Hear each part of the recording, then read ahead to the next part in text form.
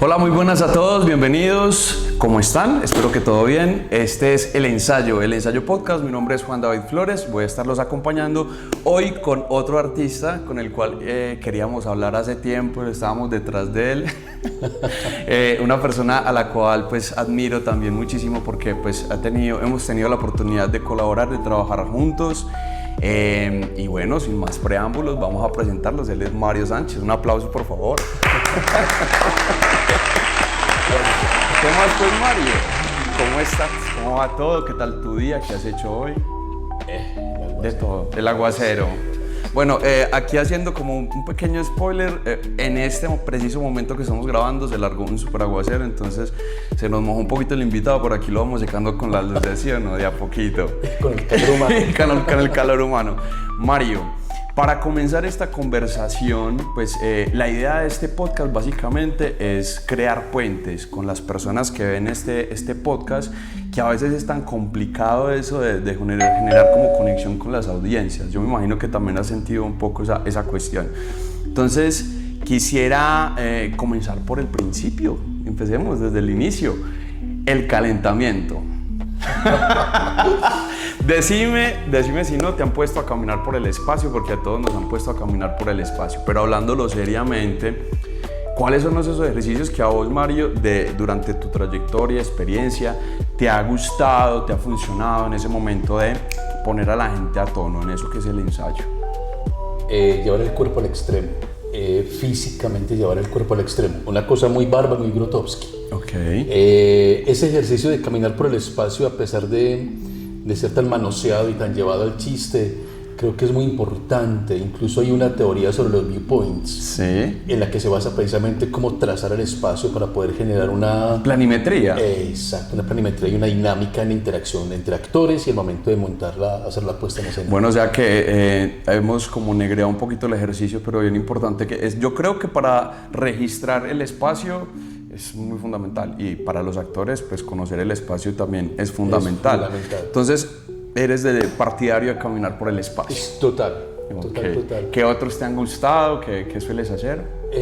Bueno, después del calentamiento lo que acostumbro a hacer es poner la atención visual, o sea, la mirada para mí es muy importante, y la atención de la escucha.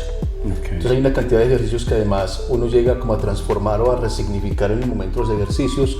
Los básicos me encantan los clásicos típicos, tipo 60, 70. Recordemos aquí un poquito para que quienes la golosa, no... que el pañuelito. O sea, juegos didácticos, y uno entonces transforma en términos y en conceptos, transforma como el objetivo del juego, ¿cierto? Ponchado, por ejemplo. Sí. De mi generación, ¿quién no jugó ponchado? Total. Y si uno pone otro tipo de objetivos con relación a quién es la víctima y quién es el victimario, con relación a quién poncha y quién no, ahí se pueden generar cosas muy interesantes y un desarrollo precisamente de atención con relación a la interacción de todo el grupo que esté allí. Eso está muy interesante, y aquí como que estoy infiriendo que hay como ciertas categorías en esos ejercicios que se pueden implementar para el calentamiento. Unos que van más un poco hacia la conciencia actoral y otros que buscan un poco más la dinámica del cuerpo, tal vez.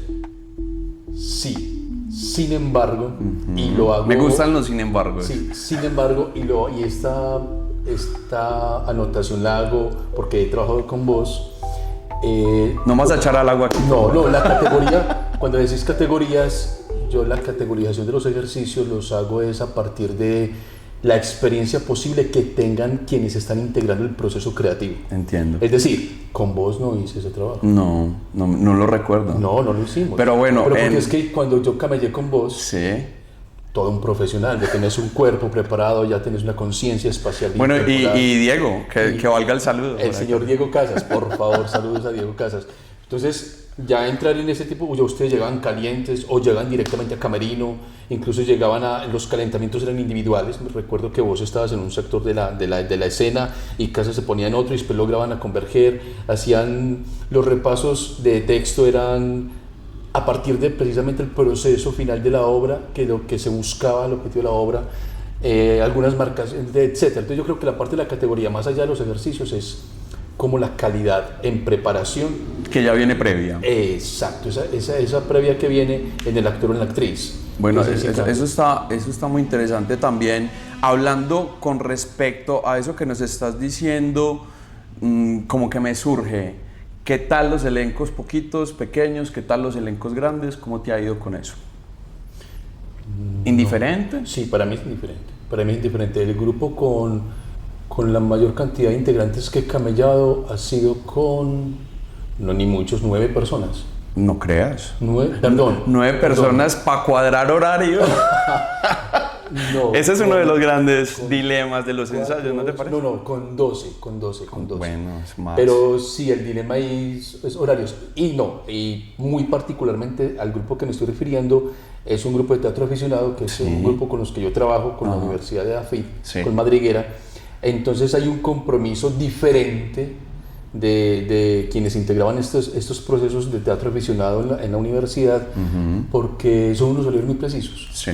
Entonces los y las estudiantes eligen ese horario y es totalmente consciente de que ese horario hace parte de su agenda. Ah, bueno, eso es una gran facilidad. Sí, no, es diferente. Sí. Ahora, poner 12 actores profesionales a cuadrar un horario me parece una proeza. A no ser de que tú tengas una propuesta muy jugosa.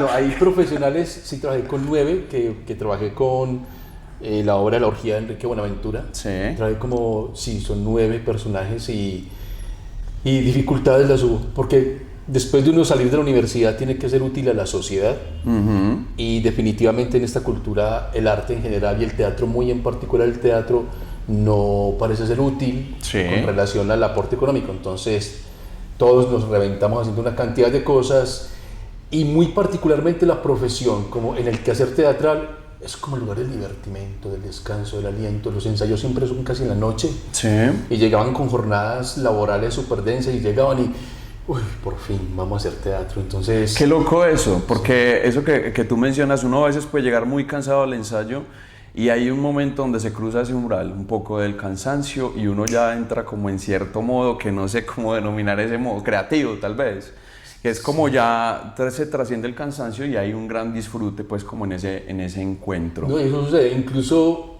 no sé desde qué teoría puede hablarse, pero es muy, muy tenaz, porque no sé si a vos te ha tocado trabajar enfermo en escena, que cuando vas a cruzar el umbral precisamente hacia la escena, la obra sale y a vos no te pasa absolutamente nada, y termina la función y se descarga como toda esa... Se te bajan las defensas. Wow, para el hospital, directamente para el hospital. Me ha tocado compañeros que hasta inyectándose, pues les toca inyectarse para poder ingresar a la escena. Sí. A veces es chévere también recordar.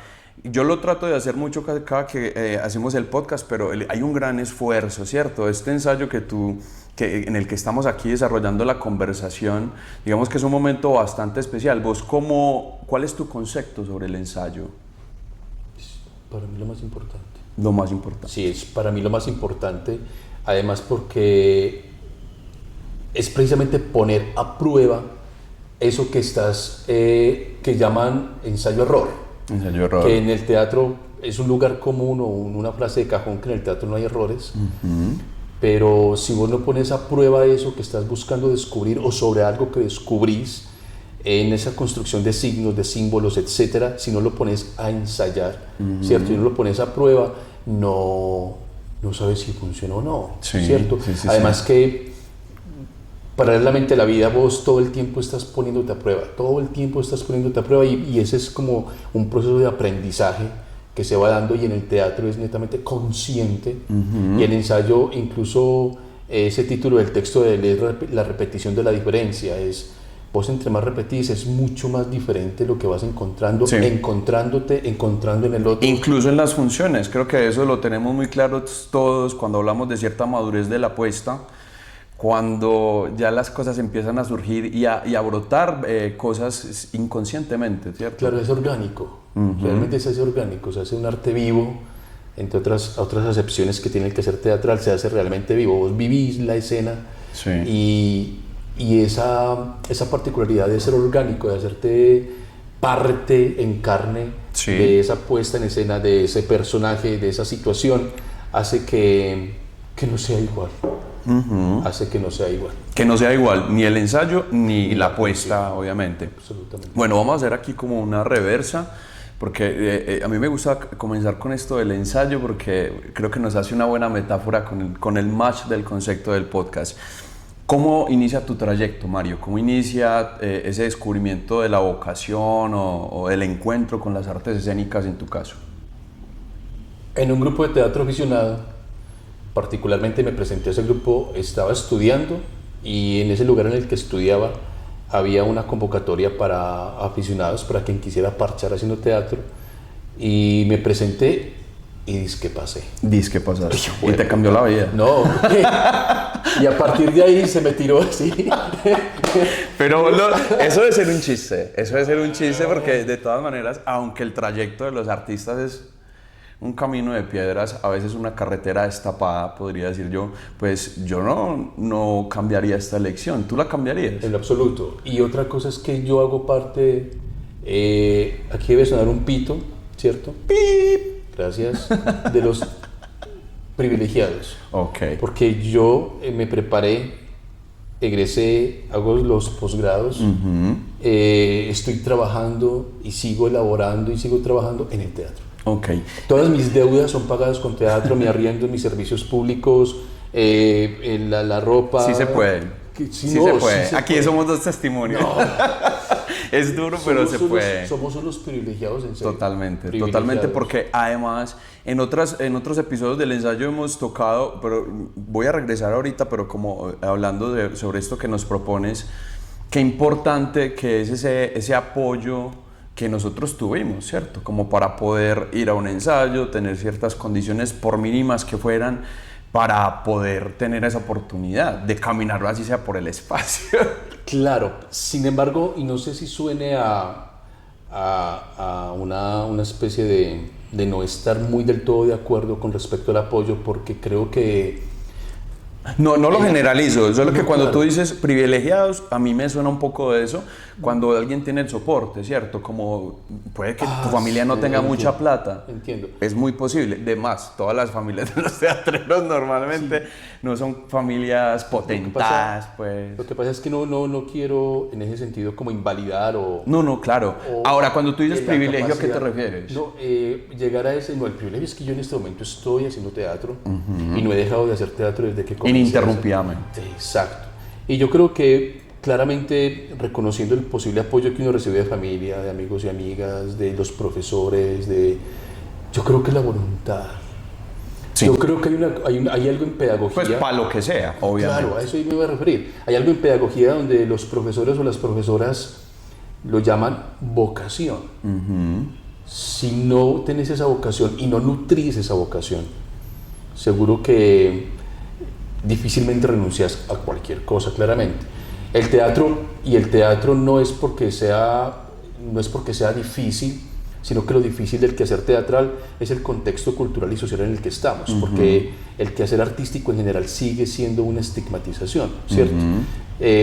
Porque claramente... Eso se estudia. Claro, eso se estudia y claramente el adquirir el conocimiento se adquieren unos criterios con los cuales vas a entrar a revisar cómo está la sociedad, sí, a denunciar, a poner en relevancia, a poner en evidencia una cantidad de cosas que a la sociedad no le gusta que le digan, y el arte es una herramienta en general que es para incomoda. Eso, debe incomodar, ¿cierto? En ese sentido debe incomodar. Y el teatro muy particularmente, además porque el teatro es un arte muy poroso, muy interdisciplinario, multidisciplinario, transdisciplinario. Sí, te termina uno montando luces. De todo, multidisciplinario. Claro, entonces toda esa pero amalgama, eso es bueno.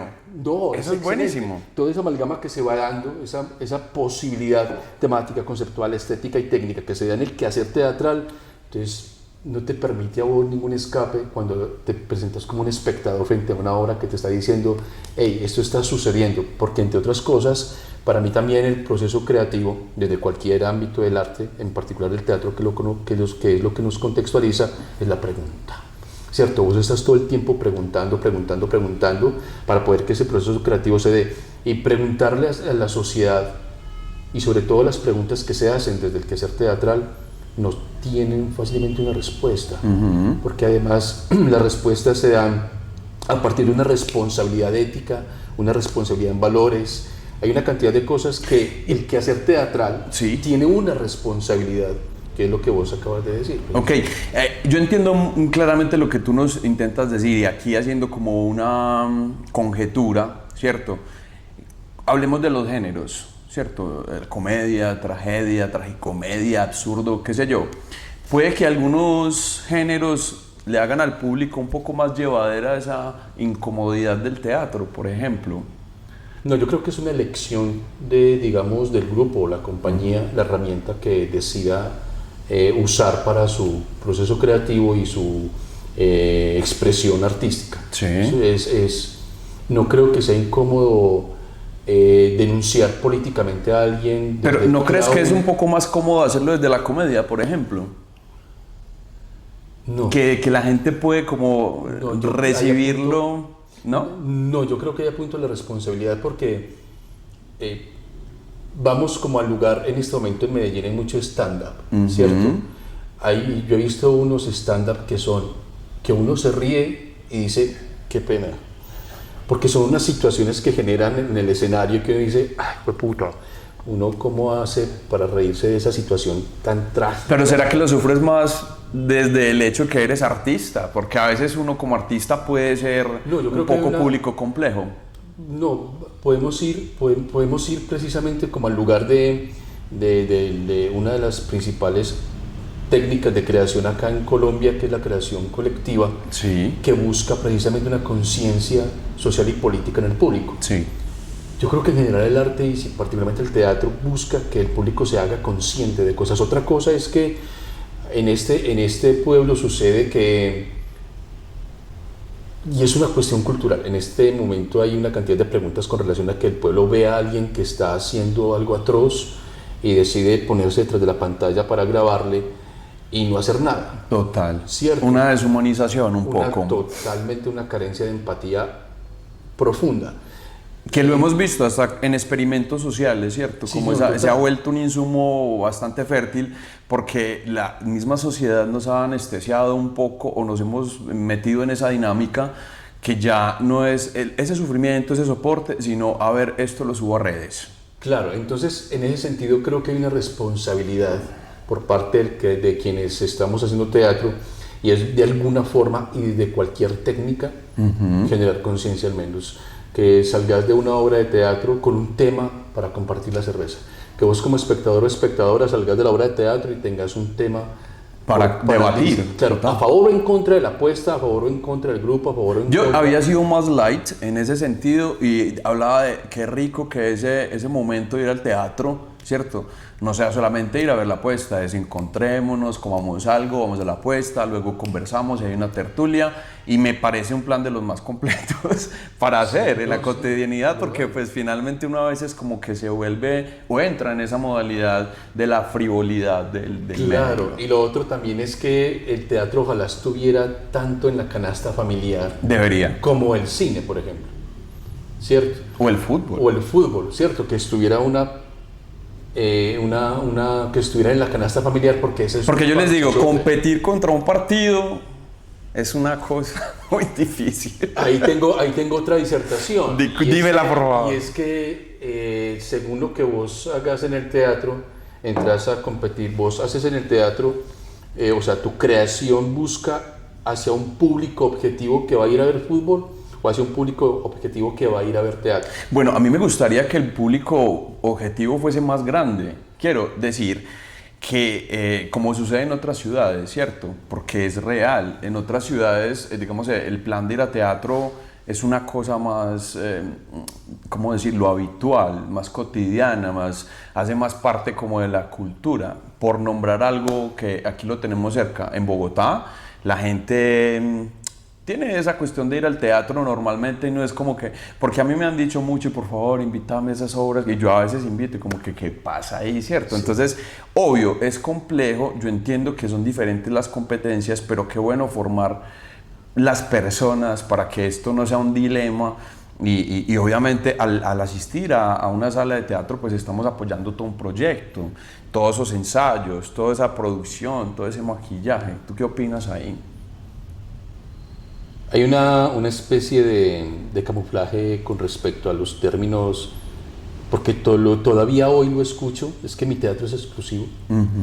Cuando termina siendo excluyente. Totalmente de acuerdo. Sí, yo ya dejé de discutir todo espectáculo. Para mí todo teatro es espectáculo y todo espectáculo es comercial. Y tú no necesitas sino una persona generando una acción y otra persona observándolo para que ya haya teatro. Para que haya teatro. Ahora, es un espectáculo, es comercial porque se debe vender. Hay incluso pues estamos aquí como privilegiados porque nos ganamos un sueldo haciendo esto que hemos aprendido a hacer. Totalmente. Entonces, si hay que llegar a ese lugar de reconocimiento, si vos logras y dejas de discutir con que mi teatro no es comercial. No, yo creo que tu pregunta debería ser más hacia tu creación, ¿cierto? ¿Y qué sucede con esa creación? Claro. Obvio, pues yo aquí me estoy haciendo la víctima un poco desde ese punto de vista, pero siempre he entendido que es el artista también con su propuesta quien cautiva. Claro, que no es, yo no encontraría, la hay claramente, pero yo no tendría por qué encontrar diferencias si una obra se presenta en una sala de teatro off o independiente a una sala de teatro privada, por ejemplo, ¿cierto? La calidad teatral, la calidad de a veces las nuestras son privadas, pero de luces, de técnica. Pero por ejemplo aquí... es por joder. No, te entiendo, pero es a eso, sobre todo como desestigmatizar, ¿cierto? Desmitificar ese tipo de cosas para que se abran otras posibilidades, ¿cierto? Claro que sí. Para que se abran otras posibilidades. En Medellín fácilmente vos puedes contar 30 salas de teatro y alrededor de esas 30 salas de teatro pueden haber 80 grupos de teatro, ¿cierto? Incluso muchas de estas salas de teatro alimentan su cartelera con grupos que no tienen sala. Y a veces no tienen uno de planta. Y a veces no tienen grupos de planta, ¿cierto? Entonces es como una cosa ahí mirando de soslayo, sí, pero no. Las cosas, si vos tenés esa posibilidad y oportunidad, aprovechala responsablemente, conscientemente, para que esa herramienta creativa, que es en este caso de lo que estamos hablando, que es el teatro, cómo la vas a usar y para qué la vas a usar. Bueno, y entrando un poquito en ese tema que propones con respecto a la relación que tienen los grupos con las salas, ¿cómo has sentido, cómo te ha ido a ti? ¿Ha sido positiva esa experiencia? ¿Normalmente te va bien? ¿Hay cosas que se tienen que mejorar? Deben haber acuerdos, deberían surgir acuerdos entre las propuestas sin sala, de los grupos o compañías sin sala y las salas de teatro. Deben haber acuerdos claros con relación a eso y acuerdos... Creo yo que el principal problema de los acuerdos es económico, tristemente. Lamentablemente, ¿cierto? Casi siempre caemos ahí. La discusión casi siempre no. Muchas veces salís de una sala de teatro, de una obra de teatro, y la crítica primera es: ¿qué hijo de boleta tan cara? ¿Perdón? Venga, hablemos de la obra, ¿cierto? Entonces la discusión no es estética, sino que es económica. Y también, claramente, hay salas de teatro que venden su nombre. Y eso hay que respetarlo. Entonces hay muchas propuestas que llegan a este tipo de salas que son... Haciendo como una reflexión, ¿cierto? Como reflexionando con respecto a eso. ¿Tú ves como chances de mejora en esa relación y vínculo que tienen las salas con los grupos independientes? ¿Y cómo podríamos optimizarlo, por ejemplo? Sí es posible, y te digo que es acordar, o sea, tener los acuerdos claros. Hablando de estos subsidios que da el Estado, pueden llegar a equiparar un poco más como la balanza. La balanza, claro. Cuando yo comencé la parte del grupo independiente, porque yo tuve sala, sí. Y luego la sala claramente se quebró, pero continué con el proyecto. Proceso, claro, con el proyecto. Y me presenté un par de veces en una sala de teatro, no voy a decir nombres. Si logran ver este podcast, se van a sentir reconocidos porque les agradezco mucho. Las salas de teatro reciben un subsidio que se llama Salas Abiertas. Sí. Y estas personas de esta sala invitaban a Fractal Teatro y decían entrada libre, y ustedes tienen el subsidio que nos da la alcaldía, se la damos a ustedes, neto. Bueno, eso es muy bien. Pues, claro, y el público, claro, nos presentábamos nosotros, Entonces el público era para nosotros, Entiendo. ¿sí? Entonces no llenábamos la sala. Sí. Mario, hablemos un poquito acerca de Fractal, es tu grupo, ¿cierto? Ahorita nos estabas hablando de que tenían sala, pero antes de llegar como a ese punto, ¿cómo surge esa intención de agruparse, de tener un elenco? ¿Surge de manera espontánea? ¿De pronto lo tenías proyectado? Como grupo soy cofundador con Carolina, con Carlos Santa, con Lina García, con John Jairo, con Camilo, con Margarita. Cofundador, ese es el proyecto inicial. Y sostuvimos la sala por casi más de 10 años. Sí. Un proyecto muy interesante en el que aprendimos todos y todas, aprendimos cantidad de cosas. E incluso la sala como sala comienza a deteriorar su proyecto por economía. Y porque quienes integraban, la mayoría de quienes integraban el grupo, muy jóvenes, tenían que tomar decisiones académicas y profesionales.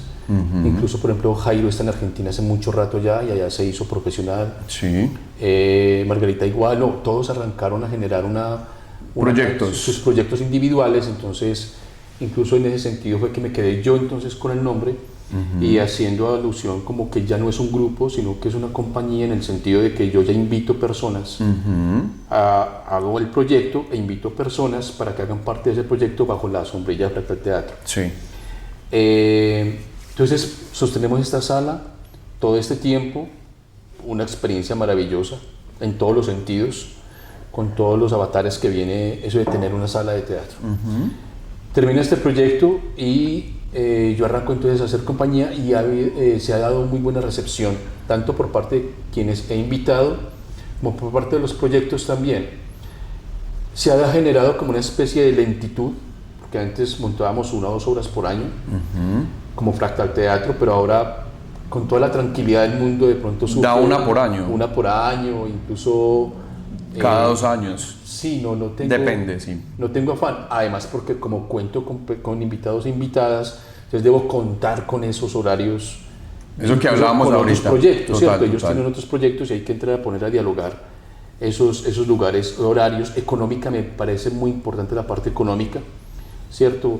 Y que esas cosas también estén claras desde el inicio. Desde el inicio totalmente, o sea, si yo llego a liderar un proyecto o un proceso creativo, para mí es claro que debe haber una dignidad en un ensayo mínimo, que ese ensayo mínimamente tenga un reconocimiento para el actor y la actriz, de un pasaje, de un refrigerio, de que vas a estar bien en un espacio, o sea, eso uno lo debe generar dentro del proyecto mismo y tener clarísimo si vamos por taquilla, tener clarísimo si es un proyecto de una beca que se gana, o sea, que eso esté muy claro. Pienso que eso me parece fundamental porque, bueno, la reflexión la hacemos también partiendo de que a veces es difícil, ¿cierto? Uno puede entrar a ciertos procesos, ciertos grupos o no sé, y a veces esas cosas no son tan claras. Entonces qué rico que se nos vuelva cultura de la claridad, del respeto y de esa palabra tan importante que vos dijiste, y es dignidad. Y es que el arte es... ¿Qué hiciéramos en la vida sin el arte? Sí, o sea... hay que dignificarlo y será paradójico, pero el dinero dignifica. O sea, que si parte del reconocimiento que le vas a hacer a un artista es con dinero, pues que sea digno, que sea digno. Porque es que el trabajo no es solamente esa hora o esa hora y media que está sobre la escena. No, ojalá. Es más, el trabajo no solamente es... Detrás de una obra de teatro, eso es trabajo de mesa, ensayos, repitis, trasnocho, en fin, conflictos internos. Total. Metámosle candela a esto. Claro, la parte de la escucha, ¿cierto? La parte de los egos, que claramente el ego, particularmente el ego del artista, es bien... poderoso. Viene cáustico, feroz, confrontativo. Visceral, entonces, pasional. Claro, la capacidad de generar diálogo, un proceso creativo es una capacidad muy abierta al diálogo. Y en estos ensayos es el lugar neurálgico para que eso se dé. Además, porque hay otro término por ahí también de Camus que es química. Sí. Pues vas a ver una obra de teatro, particularmente una obra de teatro, y vos ves cuando los actores y las actrices tienen química. Vos ves cómo se ven bien, cómo se ven, o si hay un conflicto antes, vos ves, eso se pelearon antes de la madre función. Es por eso la escena sale también. Claro, hay una química, esa energía, una cosa ahí. Sí, claro, Entonces, totalmente. Ahí me estás tocando un tema que me parece muy chévere también y es ¿cómo consideras tú, o sea, ese vínculo que se forma entre las personas que se reúnen para crear algo? ¿Cómo lo defines? ¿Cómo es esa vuelta? Porque uno termina volviéndose como familia prácticamente en los elencos, ¿sí? Los problemas de los otros también se vuelve uno doliente de alguna manera, o el uno es el hombro, o el otro es el que me escucha, ¿cierto? Las líneas pueden llegar a ser muy delgadas, pero sí hay que tener claro cuando estás haciendo tu profesión, estás como colegas, estamos siendo actores y aquí nos respetamos como actores, y otra cosa es si se logra construir una amistad. O sea que no siempre ocurre desde tu punto de vista. Y no hay necesidad de hacerlo tampoco. Okay. No hay necesidad de hacerlo. Vos y yo no tenemos que ser íntimos amigos para tener una buena, sí, claro, un buen trabajo profesional en Yo lo digo porque reconociendo eso que vos decís, que no es una necesidad ni hace parte de la regla, también debo reconocer que mucho de esa creación me ha acercado a personas, ¿cierto? En el descubrimiento de esas preguntas que uno tiene y lleva al escenario, claro, en resolver ese puzzle juntos, en sufrirla, en odiarte, en quererte otro día. Indudablemente somos seres de sentimientos, de sensaciones, y pues esas cosas se conforman. Es un riesgo altísimo para mí, pues, claramente. Sí, para obviamente. Mí es un riesgo altísimo no tener clara esa línea al momento de cruzar. Ok. ¿Cuál es el riesgo? ¿Qué ves ahí? Precisamente confundir. Si vos llegas en la misma coca que servís la comida, llegas... Y pones la mazamorra. Vas a terminar comiendo...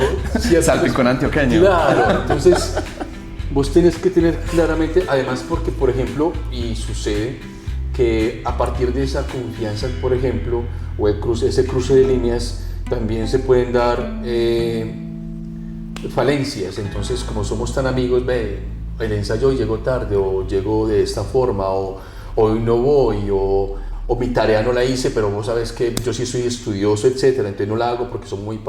Hay unas líneas que deben ser muy claras, clarísima la línea. Ahora, si yo decido cruzarla, ser consciente que al cruzarla hay unas consecuencias. Perfecto. Mario, entonces estamos hablando un poquito de esa afiliación que surge, pero tú nos das unos parámetros muy puntuales, tú no los cruzas, tiene que ver con una ética personal que tú ya manejas. El ego del actor. ¿Cómo has sentido desde esa postura de dirección, ¿cierto? Porque además tú comenzaste también, como todos, desde la actuación, siendo dirigido, y cruzas el umbral hacia la dirección. ¿Cómo te fue encontrando esas humanidades? No es para llevarte a un camino negativo, pero yo sé que los actores tenemos el ego. Pues, sí. Me reconozco pues con bastante ego. El punto es que el ego no puede ser el filtro de interpretación con relación al otro, ¿cierto? Entonces, si vos te dirigís hacia mí, yo no lo puedo leer a partir del ego. Yo tengo ahí es donde yo debo bajar esa cortina, sí, e entrar a interactuar con vos, porque el ego lo que busca en cierta medida también es una especie de igualdad con el otro. Entonces no respeto la diferencia. Cuando yo me paro en el ego para poder hablar con vos, no te voy a reconocer diferente, que es lo que importa en el diálogo, por ejemplo. Total. ¿Cierto? Entonces, el ego del artista pululan, como también del otro lado, hay gente que es muy humana, de mucha empatía. Encuentras de todo. No, sí, digamos total. Que es común, al menos, encontrar mucho carácter, ¿cierto? En las personas, sobre todo, que se dedican al medio de las artes escénicas. Allí es una característica que es fácil reconocer, el temperamento, la fuerza, porque de alguna manera ese mismo temperamento nos está llevando a buscar la escena. Claro, ¿cierto? totalmente de acuerdo. Entonces, hacer consciente el ego es importante, no tenés que luchar tampoco, ni justificarlo. Yo estoy muy de acuerdo con eso que decís. No. El solo hecho de que tú lleves algo a la conciencia es un switch definitivo. Total. Entonces el punto es como saber que el ego no te manipule a vos al momento de tomar decisiones escénicas, por ejemplo. Es que desde una lectura personal y desde el ego lees una propuesta de un actor o una actriz que puede servirle a la obra, pero por simple ego vas a decir no sirve. Total. Y te puedes perder una muy buena propuesta. Total. ¿Cierto?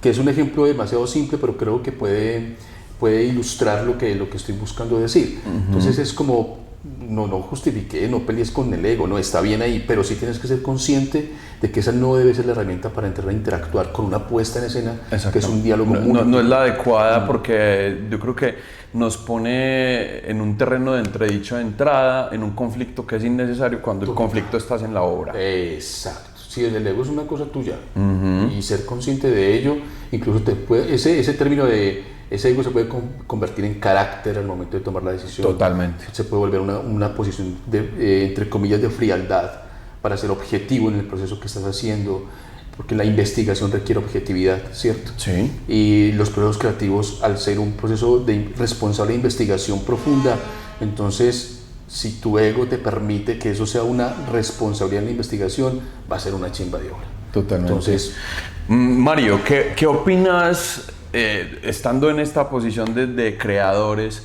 ¿Qué le falta a los creadores, que a veces se nos vuelve muy romántico todo y a veces nos tenemos que meter a un medio, ¿cierto? Entonces hay que llenar un formato, hay que hacer un proyecto, hay que hacer una cuenta de cobro.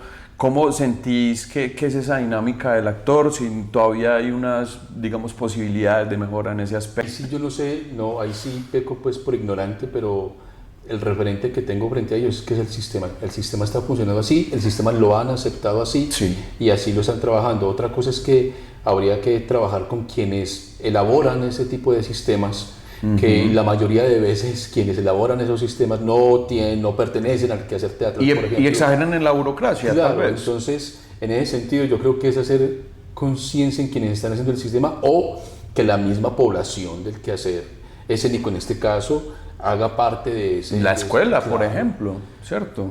Pues la gestión cultural, por ejemplo. Sí, o sea, está como materia, ¿cierto? Pero exacto, muchas veces esta materia que yo la vi está muy enfocada en cosas que son valiosísimas para que tú puedas hacer industria, para que puedas moverte en la industria, pero a veces no te da mucha información de cosas que vas a utilizar. Claro, te vuelve, indudablemente. Te vuelve parte, te vuelve eslabón de esa cadena que es el sistema. Ahí no hay nada que hacer. Okay.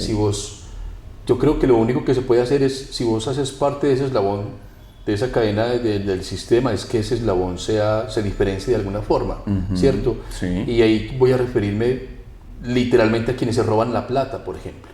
Quienes se ganan una beca de creación, por ejemplo, y le dan un dinero y presentan una obra, o no la presentan, o presentan una obra para 2 o 3 funciones y se terminó el proceso creativo, y uno dice, ¿y entonces qué pasó con eso? Ahí el sistema, obligan al sistema a poner unos diques y a poner otra cantidad de reglas y condiciones, que a mí me parece muy llamativo eso. Y es que en este pueblo la regla o la ley aparece después de que se comete el delito. Exacto. Y pues que vos tengas que no sé, no te limpies con el mantel de la mesa. Eso no sale gratuito. Eso fue porque alguien se tuvo que haber limpiado con el mantel de la mesa. ¿Sí me explico? Sí. Entonces, cuando el sistema se vuelve tan burocrático, tan apretado, como tan, no sé, como que no se puede uno... La interacción es con el mismo sistema, no puede uno entrar fácilmente por esa, yo no sé. Es una reflexión compleja de agarrar, porque tiene puntos muy sensibles, pero pues valga la aclaración, ahorita ya hay una mayor conciencia, la industria se está moviendo y hay un panorama, podríamos decir, un poco más positivo. ¿Tú cómo lo ves? Igual, sin cambio. Yo lo veo, sí, en el sentido mismo que pues incluso han generado unas líneas de convocatoria que a mí me parecen que en este momento son importantes, pero que son paradójicamente llamativas para mí. No tendrían por qué diferenciar una línea, no tendrían por qué diferenciar una línea para mujeres y otra para hombres. Ajá. Y otra para la población LGBTI. ¿Por qué? A mí me parece que eso lo que genera es una estigmatización más profunda culturalmente hablando. Entiendo, ¿cierto? Sí. ¿Por qué no generar a partir de eso la posibilidad de que de eso, entre comillas, tengamos las mismas posibilidades, con los mismos procesos, reconociendo la diferencia que hay en estas poblaciones, que son una diversidad es impresionante, ¿cierto? Pero no, el sistema te etiqueta, te pone líneas y me dice, Y ahí surge claramente una cantidad de discursos Sí. en donde la pelea entre esos discursos es una pelea económica. Entonces, vos porque perteneces a cierta comunidad, recibís más o menos dinero que yo que pertenezco a otra comunidad. ¡Qué pelea tan estúpida! En serio. No, venga, somos camelladores, somos creadores. Porque no hacemos algo equitativo, responsable, comprometido con el quehacer mismo artístico pero eso ahora no se da. Okay. Eso ahora no se da porque incluso al interior de estas comunidades, de estas poblaciones, ¿Pasa lo mismo? Sí, al interior mismo hay una cantidad de seres que se pelean a sí mismos. Bueno, el teatro como un campo de No. batalla. Mario, como para salirnos un poco de este tema que nos pone un poco rudos y nos saca aquí el nudo, hablemos un poco de tu investigación personal como artista, que has tenido la posibilidad, y yo que te conozco sé que eres bastante ñoño y estudioso. ¿Qué hay en esas preguntas investigativas? ¿Qué nos podrías nombrar? ¿Hacia dónde ha ido tu investigación, tu necesidad? Sí, en este momento mi luz al final del túnel es la dramaturgia. Dramatúrgicamente hablando, además porque la dramaturgia, he encontrado que la dramaturgia se expandió, entonces permite una cantidad de reescrituras en todos los sentidos, incluso quien está liderando, dirigiendo una puesta en escena está haciendo dramaturgia. Total. Entonces la dramaturgia se me volvió un lugar de visita, de referencia, de estudio, de investigación, y es ahí donde estoy. Como me considero más, ahora detrás de cámara me decías que era director, sí, son como los procesos dentro de la normalidad del sistema, pero me considero más dramaturgo. Okay. Y con ese filtro que permite lo diverso que ahora es, con la expansión, con lo expandido que se ha dado en la dramaturgia, me permite hacer una cantidad de reescrituras, y lo que hace también es estallar el concepto de la dirección, porque incluso esa desjerarquización de la dramaturgia te permite desjerarquizar estéticas y técnicas, y puedes entrar a poner en diálogo en la escena reescrituras que ponen, disculpa la redundancia, en diálogo diferentes estéticas, técnicas, etcétera, poéticas. Y entonces uno se vuelve un reescritor, reinterpretando. Claro, resignificando, reinterpretando, etc. Entonces yo creo que es ahí donde más me he puesto ahora, y desde ahí es que imparto las clases, los talleres, los procesos creativos que tengo con Fractal Teatro, con Madriguera Teatro. Desde ahí, el actor o la actriz no necesariamente tiene que saberlo. Además, porque también hablar desde ahí, a mí, en este momento, hablar desde la dramaturgia me permite también como una herramienta pedagógica, porque utilizo referentes. Yo soy una persona que utiliza referentes en los procesos creativos, referentes mucho de cine, ahora de series, cine, series, literatura. Me encanta la crónica, por ejemplo, la crónica periodística, me gusta mucho. Y eso, y en ese campo de la dramaturgia que permite la polisemia, entonces ese encuentro se me ha hecho mucho más interesante, mucho más rico. El campo de investigación se ha ampliado mucho más.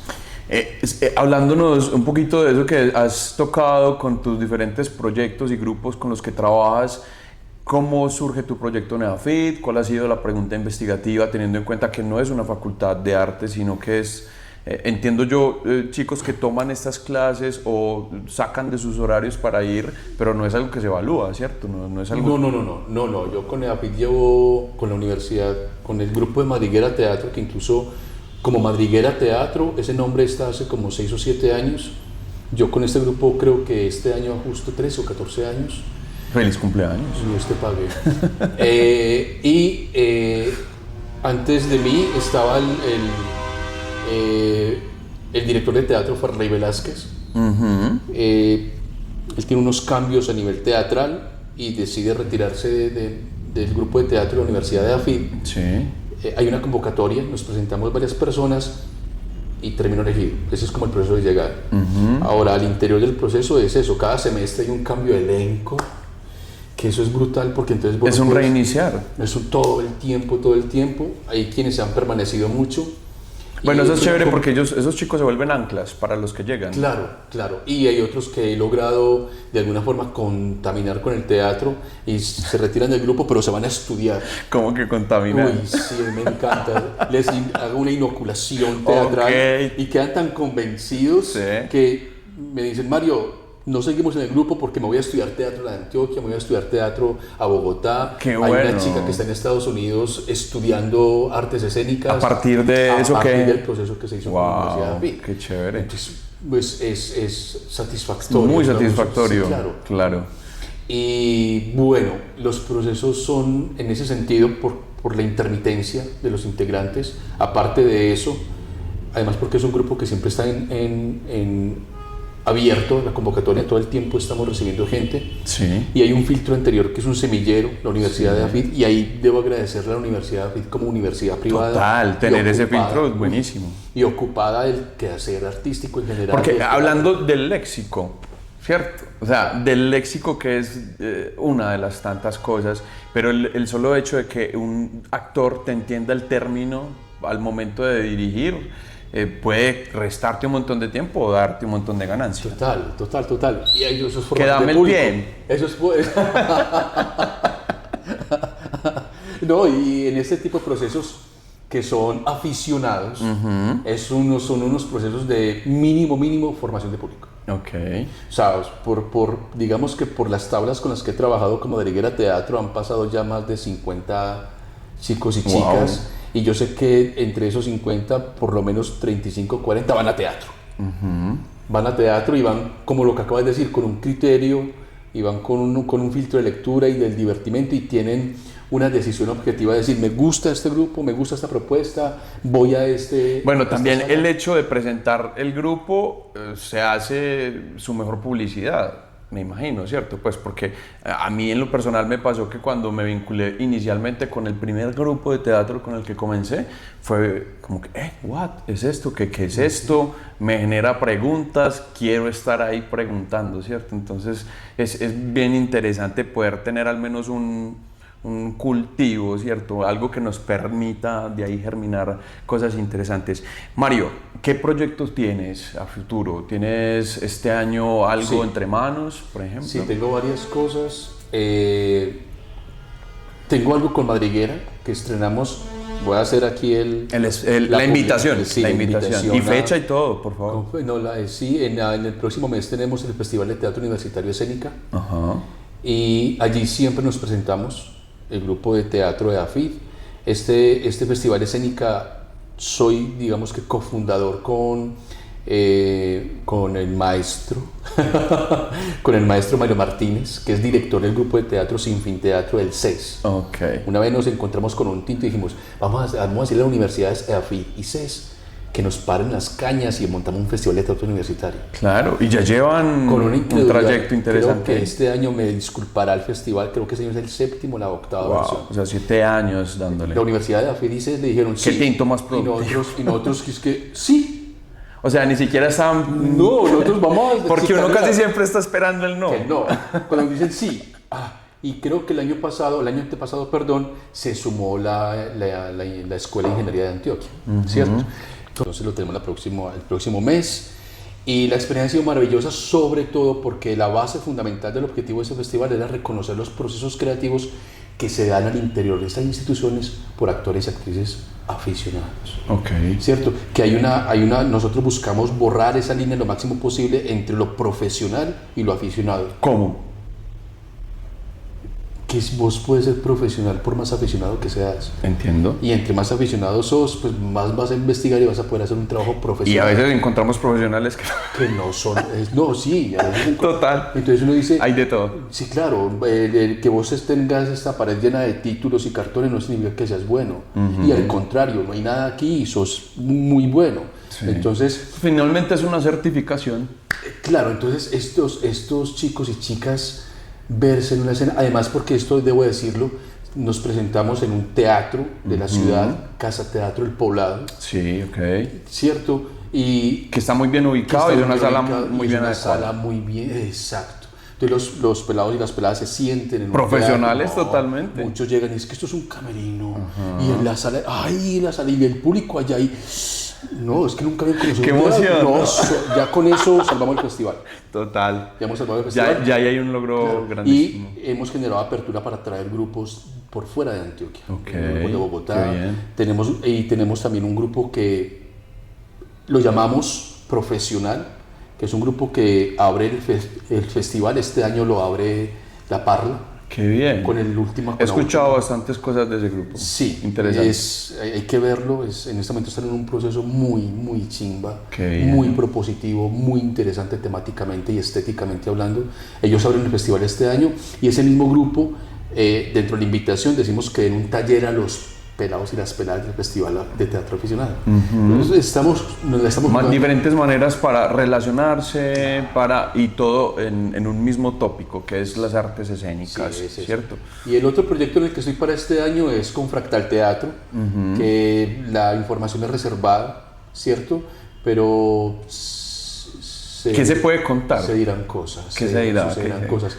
A ver, digamos que... O sea, ahorita andas en un proyecto investigativo y andas construyendo, algo sí, se viene. La idea es estrenar entre octubre y noviembre de este año. Es un monólogo. Okay. Es un monólogo que apunta a un texto. Hablamos de lo contemporáneo cuando actualiza temáticamente. Entonces estamos tomando toda la mitología, toda esta constelación de la mitología griega y la actualizamos en un contexto situacional muy de ahora. Wow. Y esperemos que funcione, hay que ponerlo en ensayo. Estamos en este proceso. Claro.